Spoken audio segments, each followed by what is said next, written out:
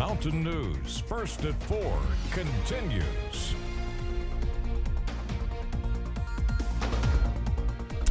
We are continuing to monitor the skies as severe storms could move in not only later tonight, although that threat may be dissipating some today, but the threat is still there the next few days. Meteorologist Evan Hatter has more on what to expect. Evan? Well, that's right, Steve. We continue to watch not just the potential for strong to severe thunderstorms. We haven't touched on this much today. We're in an air quality alert again. Here's the view from Buffalo Mountain before we get to the storms out to our north and west. It's still hard to see. We have air quality values, the AQI, 127 in Somerset, 148 in Hazard, 125 in Pikeville, 132 in Middlesboro. That's unhealthy for sensitive groups. So just keep that in mind as we head through the next little bit. That air quality alert runs through midnight tonight. Now, our first alert weather day in effect as we head through today, tomorrow, and into the weekend. You see that level 2 slight risk in place across the Cumberland Valley today. It's in place for everybody on Friday and Saturday. You see, we saw a few showers earlier. Those storms from earlier continue to dive to the south, and we're watching this complex of storms pushing out of southern Indiana. They're starting to weaken a little bit as they approach the Louisville metro area, but I think some of the region has the possibility to see some of those storms a little bit later on. Now, the severe thunderstorm watch was just expanded to include much of central and southern Kentucky. I'll kind of move it. It runs through 9 o'clock, does not include any of our counties or even the counties west of our counties. So the National Weather Service a little hesitant to put that watch out a little bit further to the east. Low to mid 80s across the Kentucky River and Cumberland, or excuse me, the Kentucky River and Big Sandy valleys. We're in the upper 70s across the Cumberland Valley, where they're just now getting back to that warmer air. Low to mid 70s for dew points there as well as we continue to see warm and muggy conditions. Steve, I'll have the latest on our threat for the next several days in a few minutes. All right, Evan, thanks.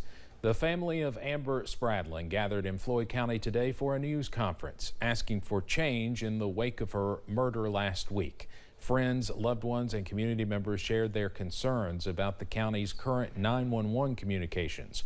They believe Spradlin made at least one call to 911 that went unanswered the night she died.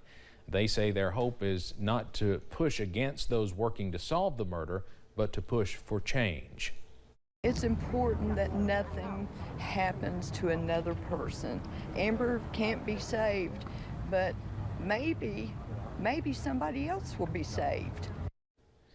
The family says they are confident in the investigators to get justice for Amber's death, but they want to make sure her name stays out there until the truth comes to light. Folks in Floyd County came to give back in memory of a man who gave his all today. The Eastern Kentucky chapter of the American Red Cross held a blood drive at the Mountain Arts Center in memory of Deputy William Petrie. He was one of 3 officers and a K-9 that were shot and killed during an ambush in Allen 1 year ago tomorrow. Deputy Petrie's son Chase says it is clear that his father's legacy lives on. It's great to be able to hear stories of people and talking about Dad and coming here today and doing it in honor of Dad because they knew that's what Dad would have wanted to. And some people, it's their first time giving blood and they're just doing it because my dad did. The executive director of the Eastern Kentucky chapter of the American Red Cross says nearly 150 lives will be saved with the blood gathered from today's drive. We'll have more from that event tonight at 6. It's that time of year when Americans everywhere will be celebrating the 4th of July holiday with family, friends, and probably fireworks. The Consumer Product Safety Commission today demonstrated the dangers of firework explosives if not used safely. So we recently put out a report at CPSC, and the findings are that we're seeing far too many deaths and injuries associated with fireworks. And government experts say last year at least 9 people died and an estimated 11,000 were injured in incidents involving fireworks in the United States. At the 2 airports in Houston, Texas, the atmosphere can become very busy. That's why airport guardians are typically important. Ugochi Iloka has the story of one of those guardians who is making a difference, especially when 50 children are on a flight. in peak flying season. Only that one day the kids will look back on this and laugh. Delays can become a nuisance, especially if you're traveling with a group of 50 kids. They're middle school students who took Spanish, and they got to go on this trip for fun. Leaving Panama only to be delayed for hours in Houston, sleeping on the cold airport floor.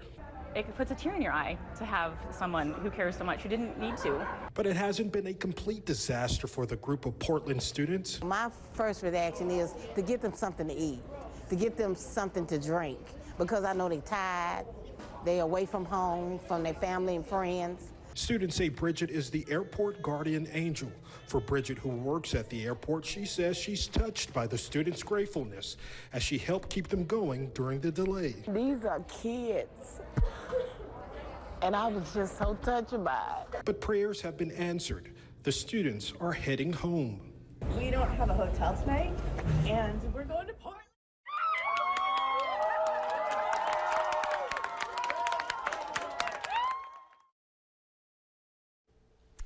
Well, also in Texas, the NAACP has filed a lawsuit on behalf of a paralyzed man. Lawyers for Christopher Shaw say police in the city of Beaumont are responsible for the man's injuries. The claim is that police officer James Thomas Gillen attacked Shaw, leaving him paralyzed.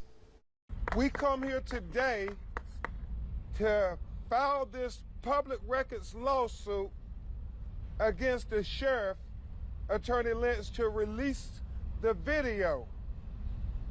You don't need to say no more, just release the video. We can see for ourselves. Transparency is the key. Officer Gillen is accused of body slamming Shaw onto the jail's concrete floor after an arrest for public intoxication 2 years ago. Farmers in the Great Plains are bracing for major crop losses due to drought. Crops in Nebraska are in a position to be worse than in 2012 when farmers suffered a devastating drought. Jessica Bloom has more. Right now, Mother Nature has not been cooperating very well. Most of Nebraska's corn comes from here in eastern Nebraska, and this year we've seen far less rain than usual. Dryland farmers are starting to account for major yield losses, while irrigation farmers are barely keeping up by watering constantly. Most of the dryland corn and the pivot corners, by the end of this week, there's going to be very little harvested come this fall, if any. It's pretty bad. Both exceptional drought and little to no subsoil moisture from winter's precipitation has put us in a position worse off than 2012. 12, we had some subsoil profile. We had some moisture going into the spring. This year we started with very little to almost non-existent. We did burn up pretty bad in 12.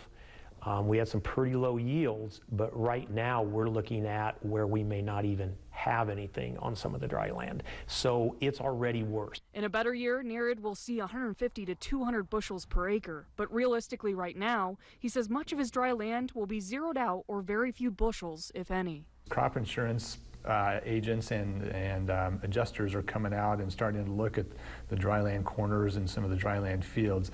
At some point, they will essentially write off those acres because it won't pay to drive a combine through there and try and harvest little or nothing that will be in the corn.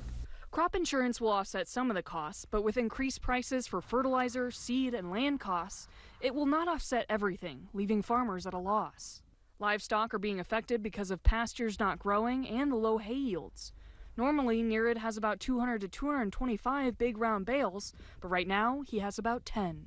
We started pulling cattle out of the pasture, and we're actually going to sell my spring and fall herds next month, just for the fact that we don't have the pasture hay for them. And while experts say it's hard to know now, we may see the effects of this ripple down to the grocery stores eventually. It's very hard to say. The one thing on the livestock end, in this area, there is a dramatic reduction in the amount of cow numbers they're going to slaughter because the guys could definitely see an increase in beef price. That I could see, unfortunately. In New York, there is a culinary convention which places fancy food front and center. It includes some of the many unusual snacks you may soon see at the grocery store. CBS's Michael George put some burgeoning brands to the test and spoke with new startups. The annual Fancy Food Show in New York is a way for old chestnuts and up-and-comers to get people talking and tasting. Oh my God. It's just like a s'more, like melty, gooey. It's delicious. Meet the Schmallow, the world's first marshmallow in a can, toasted to perfection. Marshmallows go stale and they're problematic, so I figured, is there a way to put marshmallows in a can? Other food innovators are taking trash and turning it into liquid treasure, like Spare Tonic, made from whey discarded in the yogurt making process. Just this like incredibly nutritionally dense liquid that we're capturing and created this super clean label 4-ingredient drink out of. Specialty food sales hit $194 billion last year, with salty snacks topping the bestseller list. Favorite brands like Jelly Belly got their start right here at the Fancy Food Show, and they're still innovating. This year's new flavors are based on popular boba teas. The show also highlighted 10 brands owned and operated by people of color. There is a less than 1% amount of venture capital funding that typically goes to people of color. Carl Franz Williams created Uncle Waithley's Vincy Brew, named for his grandfather. Particularly within the beverage industry, there is not a lot of diversity, and that's because there are high barriers to entry. His ginger beer stands out with a spicy kick from Scotch bonnet peppers. Oh yeah, wow. It gives our ginger beer a uniquely Caribbean taste that's unmatched. Some new and diverse flavors, hoping to find a home on store shelves near you. Michael George, CBS News, New York. The Fancy Food Show also donates more than 100,000 pounds of unused food to New Yorkers in need after the event wraps up. Coming up on First